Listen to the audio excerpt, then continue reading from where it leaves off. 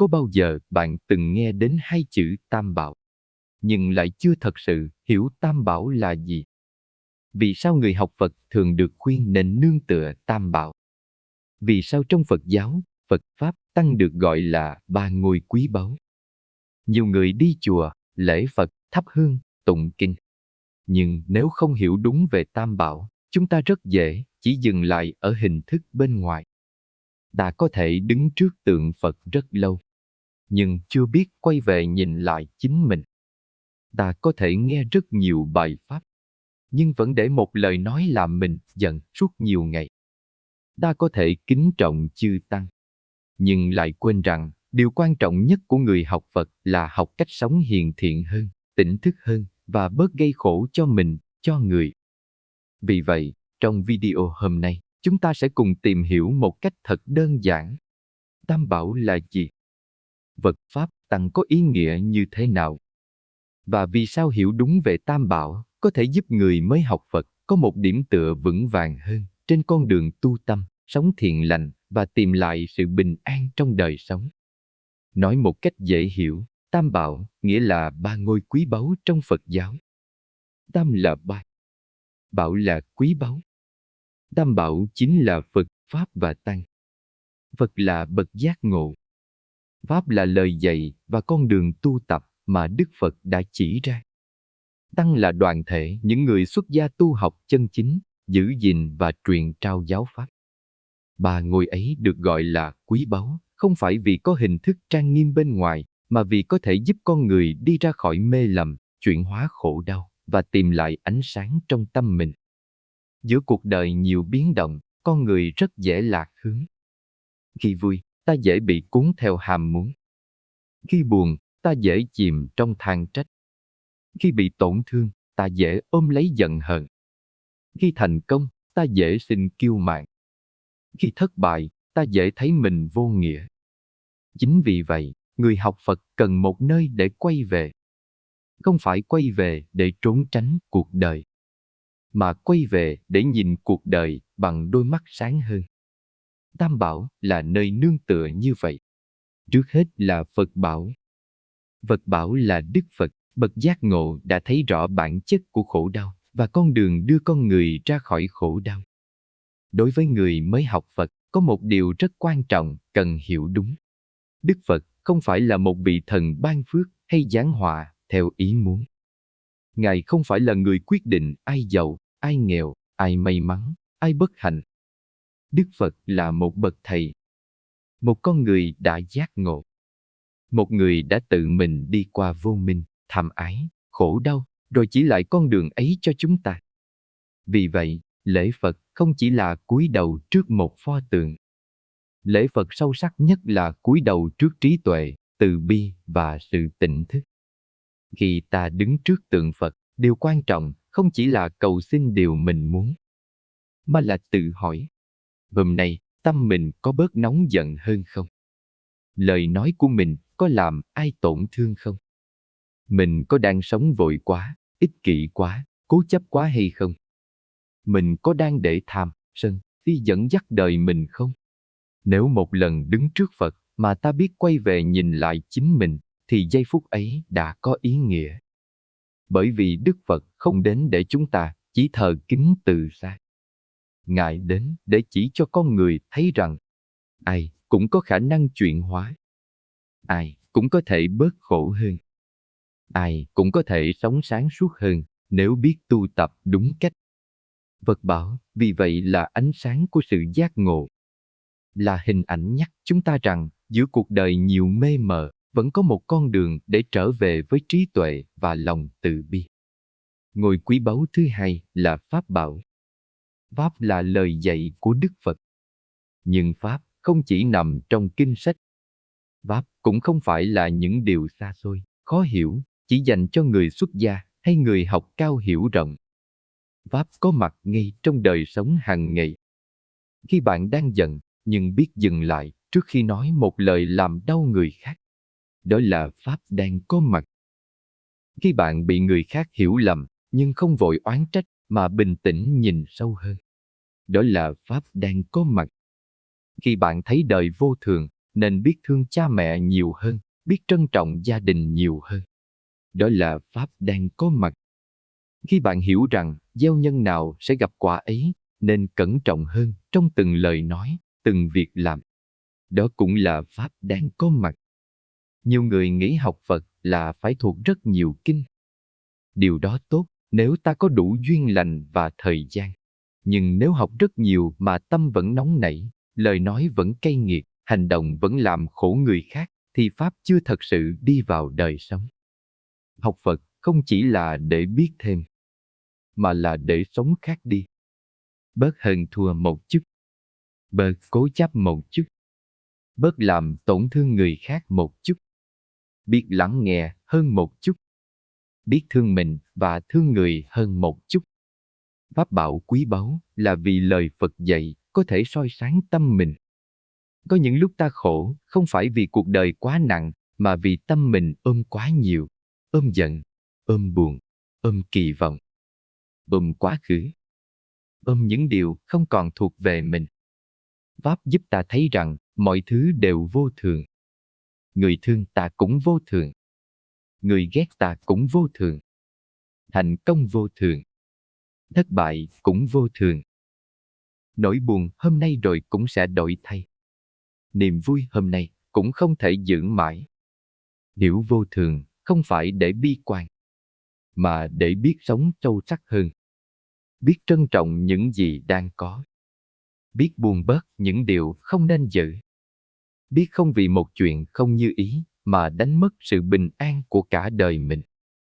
Pháp bảo cũng dạy ta về nhân quả. Không phải để sợ hãi, mà để biết sống có trách nhiệm hơn. Một lời nói tử tế là một hạt giống lành. Một hành động giúp người là một hạt giống lành. Một lần biết nhẫn nhịn đúng lúc cũng là một hạt giống lành. Ngược lại, một lời ác ý, một hành động ích kỷ, một tâm niệm hại người đều là những hạt giống không lành. Cuộc đời không phải lúc nào cũng trả quả ngay trước mắt. Nhưng không có điều gì mất đi trong dòng chảy của nhân duyên. Vì vậy, hiểu Pháp là hiểu cách gieo lại đời mình. Hôm nay mình gieo bình an, ngày mai tâm mình bớt sóng gió. Hôm nay mình gieo tử tế, ngày mai đời mình thêm thiện duyên. Hôm nay mình gieo tỉnh thức, ngày mai mình bớt bị cuốn theo khổ đau. Ngôi quý báu thứ ba là Tăng Bảo. Tăng là đoàn thể những người xuất gia tu học theo lời Phật dạy, sống đời phạm hạnh, giữ gìn giới luật và truyền trao giáo pháp. Nếu Phật là người chỉ đường, Pháp là con đường, thì Tăng là những người đang tiếp tục gìn giữ và nhắc chúng ta đi trên con đường ấy. Nhờ có chư Tăng, giáo pháp của Đức Phật được truyền từ đời này sang đời khác. Nhờ có những người tu học chân chính, người đời có nơi để lắng nghe, học hỏi và nương tựa tinh thần. Tuy nhiên, người mới học Phật cũng cần hiểu điều này một cách tỉnh táo. Kính trọng Tăng Bảo không có nghĩa là thần tượng hóa hình thức. Cũng không có nghĩa là mất đi sự sáng suốt của mình.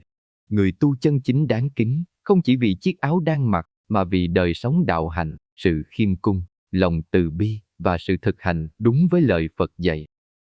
Khi đến chùa, gặp một vị thầy hiền lành, nói lời giản dị mà làm tâm mình lắng lại. Đó là một duyên lành.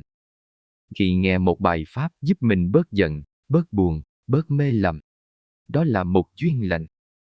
Khi được nhắc nhở sống chậm lại, thương cha mẹ hơn, giữ miệng lành hơn, làm việc thiện nhiều hơn. Đó cũng là một duyên lành.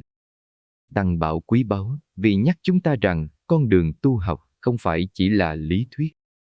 Đó là một đời sống có thể thực hành. Một đời sống biết bớt tham, bớt sân, bớt si, biết sống giản dị hơn. Biết quay về với tâm mình hơn. Biết dùng sự tu tập để chuyển hóa chính mình, thay vì chỉ mong người khác thay đổi. Khi hiểu về Tam Bảo, chúng ta cũng sẽ hiểu hơn về hai chữ quy y.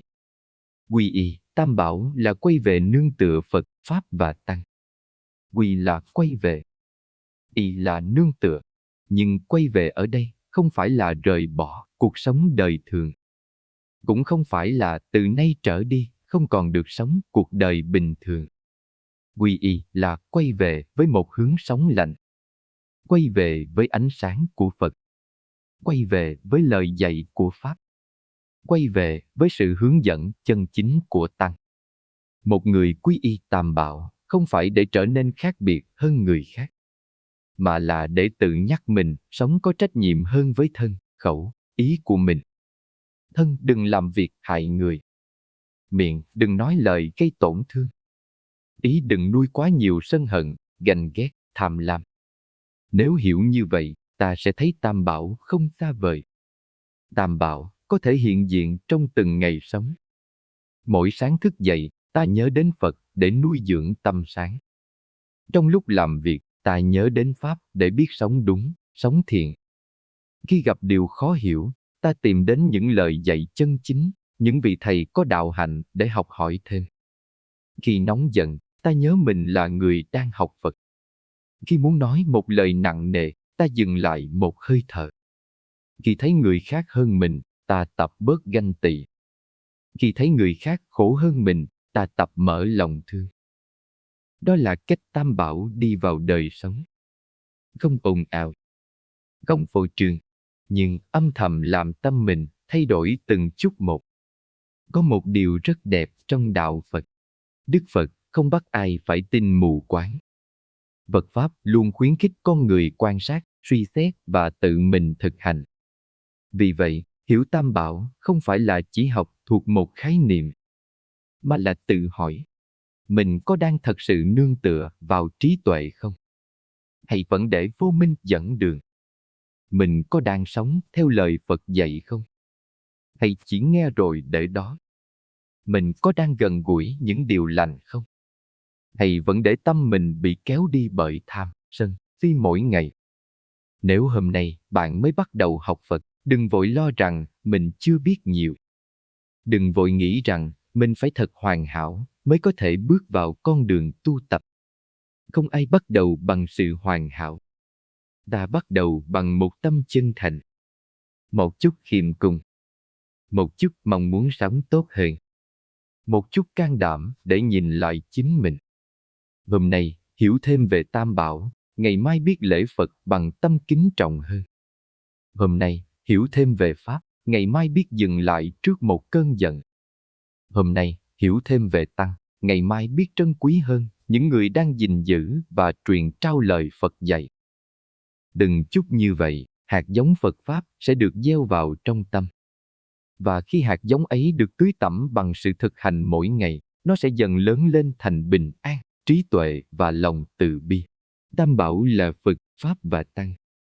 Phật là ánh sáng giác ngộ. Pháp là con đường chuyển hóa khổ đau. Tăng là đoàn thể giữ gìn và truyền trao con đường ấy. Hiểu Tam Bảo là hiểu nơi mình có thể quay về mỗi khi cuộc đời nhiều biến động. Khi tầm rối, quay về với Phật để nhớ đến sự tỉnh thức. Khi lòng khổ, quay về với Pháp để hiểu nguyên nhân của khổ đau. Khi đường tu còn mờ mịt, quay về với Tăng để được nhắc nhở và học hỏi. Mong rằng sau video này, bạn sẽ hiểu Tam Bảo không chỉ là một khái niệm trong Phật giáo, mà là 3 ngọn đèn quý báu giúp người học Phật có thêm phương hướng để sống thiện lành, an ổn và sáng suốt hơn giữa cuộc đời. Nếu bạn thấy nội dung này hữu ích, hãy đăng ký kênh Nhân Quả An Lành để cùng nhau học Phật Pháp căn bản, hiểu về nhân quả, nuôi dưỡng tâm thiện lành và tìm lại sự bình an trong đời sống mỗi ngày. Xin chúc bạn và gia đình luôn thân an, tâm an, biết nương tựa Tam Bảo, gieo nhiều nhân lành và nhận về nhiều phước lành trong cuộc sống. Nam Mô A Di Đà Phật.